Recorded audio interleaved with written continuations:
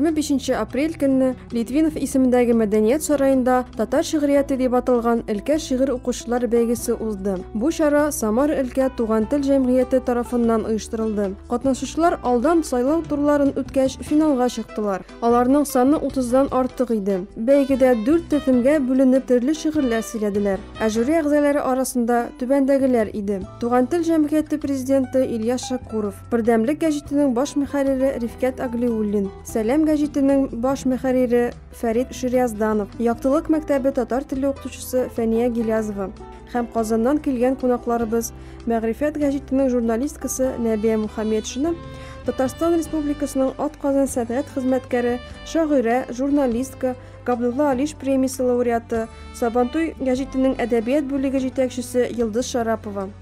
Кызлар һәм егетләр, апалар һәм абыйлар бик тырышып бәйгегә әзерләнгәннәр.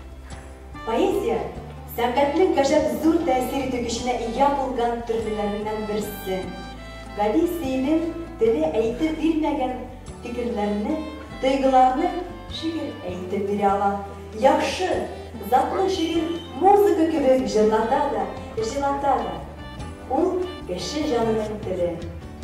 Әйтәлек беләк, сөйләшик бергәләп, бу кадәр күп үчеп, армысын синичек. Ничексен тормышын, ничек көлмешен, сөйләп бир читүдәк табаламсың безәк.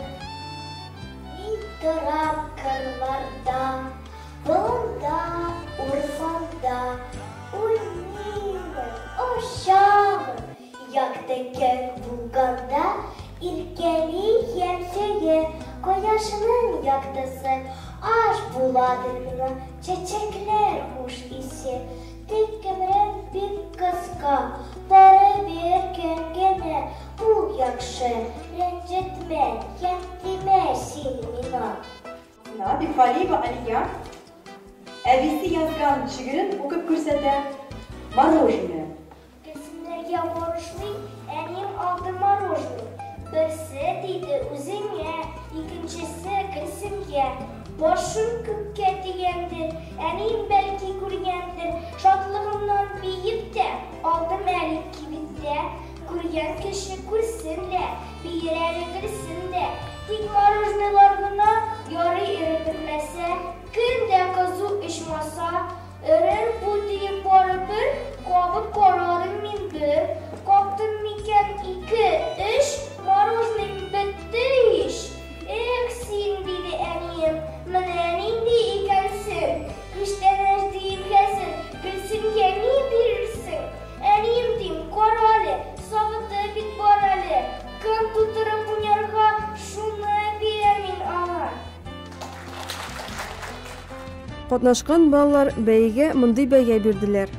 Миңа бик ошады, барысы да бик яхшы сөйләделәр, һәм мин дә бик яхшы сөйләдем.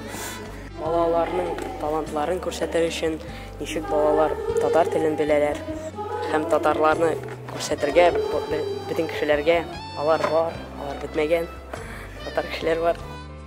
Минем исемем Галиуллина Лилия, мин Денис мәктәбендә 10 класста укыйм, 10 сыйныфта укыйм.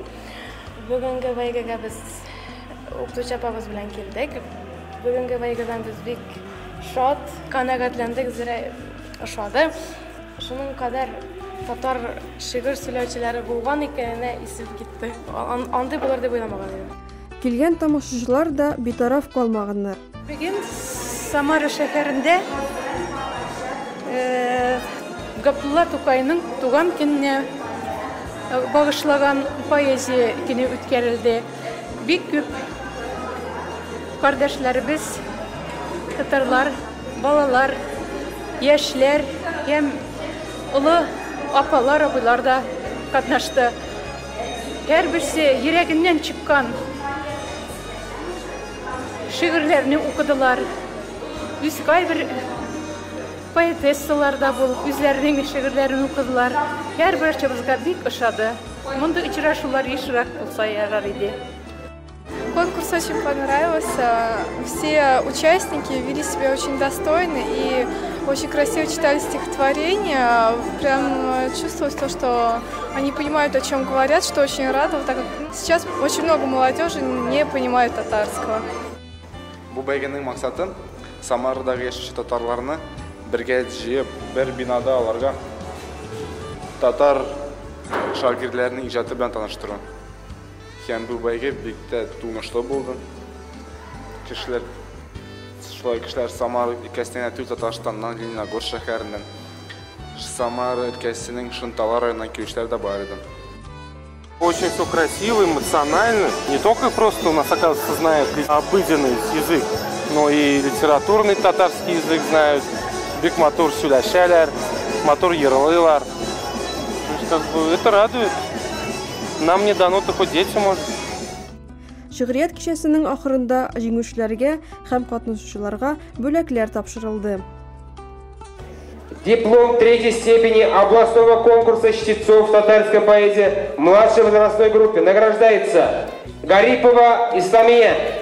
Диплом второй степени областного конкурса чтецов татарской поэзии в младшей возрастной группе награждается Бексалиева Алия. Дипломом первой степени областного конкурса чтецов татарской поэзии в младшей возрастной группе награждается Поляков Айдар. Диплом третьей степени конкурса чтецов татарской поэзии в средней возрастной группе награждается Зарипов Айнур. Дипломом второй степени областного конкурса чтецов татарской поэзии в средней возрастной группе награждается Галимуллин Сабир. Дипломом первой степени в средней возрастной группе награждается Хамзин Рамиль. В старшей возрастной группе дипломом третьей степени награждается Собеева Гюзель. Диплом второй степени в старшей возрастной группе награждается Нигматуллина Эльвира. Дипломом первой степени в старшей возрастной группе награждается Галиуллина Лилия. Дипломом третьей степени областного конкурса чтецов татарской поэзии награждается Мухуддинова Нурания ханым.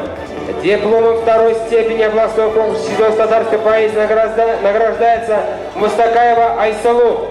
Дипломом первой степени областного конкурса чтецов татарской поэзии награждается Бексалиева Гульназ. Барлык катнашучыларны тәбриклибез һәм киләчәк чараларга да катнашырга чакырабыз. Казаннан килгән кунагыбыз Йылдыз Шарапова нәтиҗә итеп булай диде. Татарстаннан читтә, шушылай Рәсәйнең үзәгендә, татар телендә, туган телдә шигырьләр яңгырауы бик рәхәт булды тыңлавы шуларны. Аларның кичкенә балалар авызыннан ишетелүе, димәк туган телебез әле киләчәккә дә бара дигән сүз. Алар бит инде аннары үзләренең ул белгәннәрен киләчәктә үз балаларына да өйрәтәчәкләр. Туган телебезнең гомере озыная дигән сүз. Менә инде Казанда, татар гимназияларында мондый бәйрәмнәр еш үтә, һәм булай гына да үтми, тагын да зуррак теге масштабта дим үтә. Ләкин менә Самар өлкәсендә дә шушылай итеп туган телебезгә битараф булмыйча, аны яшәртергә, киләчәккә алып барырга тырышучылар барлыгын күрү, шулай әйтәм, бик рәхәт. Бик күңелле хәл.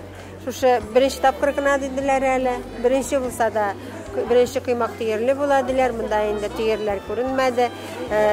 Киләсе елда да шушылай итеп тагын да күбрәк катнашучылар белән, тагын да зуррак масштабта үткәрелсә, шулап та бу инде бәйгедә теге укучылар гына җиңүче түгел, туган телебез үзе җиңүче булачак.